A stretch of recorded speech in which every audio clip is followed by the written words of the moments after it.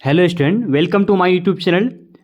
आज की इस वीडियो में हम बात करेंगे बायोलॉजी के क्लास 12th बायोलॉजी के चैप्टर 6 के इम्पोर्टेंट ऑब्जेक्टिव के बारे में। तो 25 ऑब्जेक्टिव देखेंगे जो 2023 बिहार बोर्ड एग्जाम के लिए बहुत ही महत्वपूर्ण होने वाला है। तो आइए स्टार्ट करते हैं हम लोग। जीन में कार्य इकाई है, जीन में कार्य इकाई क्या है? तो सिस्ट्रोन इनका आंसर हो जाएगा, सिस्ट्रोन। दूसरा प्रश्न देखेंगे हम लोग, आनुवांशिक अभियांत्रिकी में डीएनए को काटने के लिए कौन सी एंजाइम काम आती है? तो इनका आंसर हो जाएगा रिस्ट्रिक्शन एंडोन्यूक्लियेज एंजाइम। अगला प्रश्न देखेंगे, तीसरा है आनुवांशिकी की सबसे छोटी इकाई है। तो आनुवांशिकी की सबसे छोटी इकाई को जीन बोलते हैं। और चौथा प्रश्न को देखेंगे, जीन स्थित होता है, जीन कहाँ पे स्थित होता है? तो इनका आंसर हो जाएगा गुणसूत्र, जीन गुणसूत्र में अवस्थित होता है। इनका आंसर क्या हो जाएगा? गुणसूत्र इनका आंसर हो जाएगा। ठीक है, आगे देखेंगे। अगला प्रश्न है, जीन शब्द किसने दिया था? जीन शब्द जो है ये किसने दिया था? तो जीन शब्द जो है ये जोहानसन ने 1909 ईस्वी में दिया था। कई बार ये क्वेश्चन यहाँ से पूछे भी जा चुके हैं, तो अच्छे से आप ध्यान रखेंगे। छठा प्रश्न है, डीएनए एक आनुवांशिक पदार्थ है, इसके बारे में सुस्पष्ट, यहाँ सुस्पष्ट हो जाएगा, सुस्पष्ट प्रमाण किसके प्रयोग से प्राप्त हुआ है? तो आंसर हो जाएगा अल्फ्रेड हर्शे तथा मार्था चेस के द्वारा 1952 के प्रयोग के द्वारा। अगला प्रश्न देखेंगे, न्यूक्लिक अम्ल किसका एक लंबा बहुलक है? तो न्यूक्लिक अम्ल जो है न्यूक्लियोटाइड का एक लंबा बहुलक है। ठीक है, अगला प्रश्न देखेंगे, शारीरिक रूप से व्यक्त लक्षणों को क्या कहते हैं? तो क्या कहते हैं? फिनोटाइप कहते हैं। इनका आंसर हो जाएगा फिनोटाइप हो जाएगा।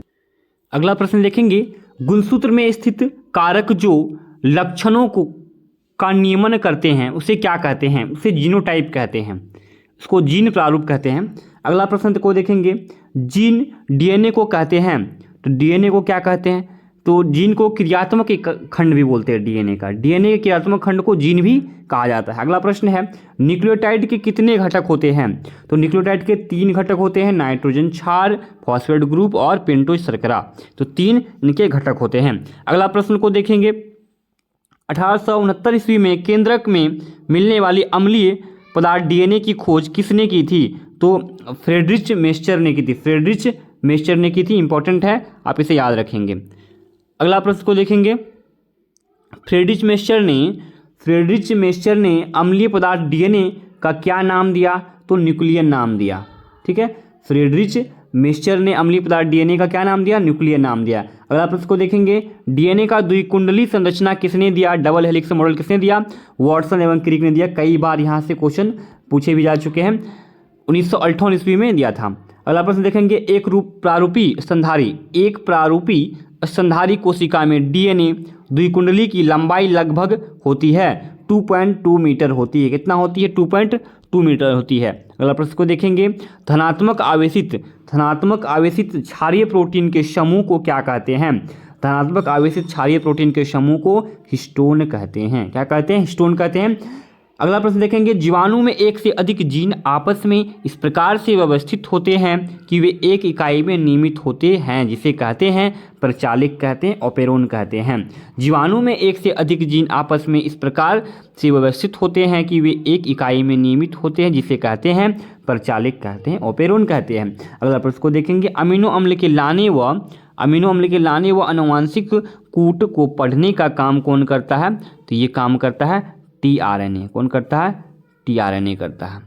ठीक है, इनके बाद अगला प्रश्न को देखेंगे, डीएनए ढेर एक बहुत बड़ा शिखर बनाता है, जबकि साथ में अन्य छोटे छोटे शिखर बनते हैं, जिसे क्या कहते हैं? जिसे कहते हैं अनुषंगी डीएनए इनको कहा जाता है।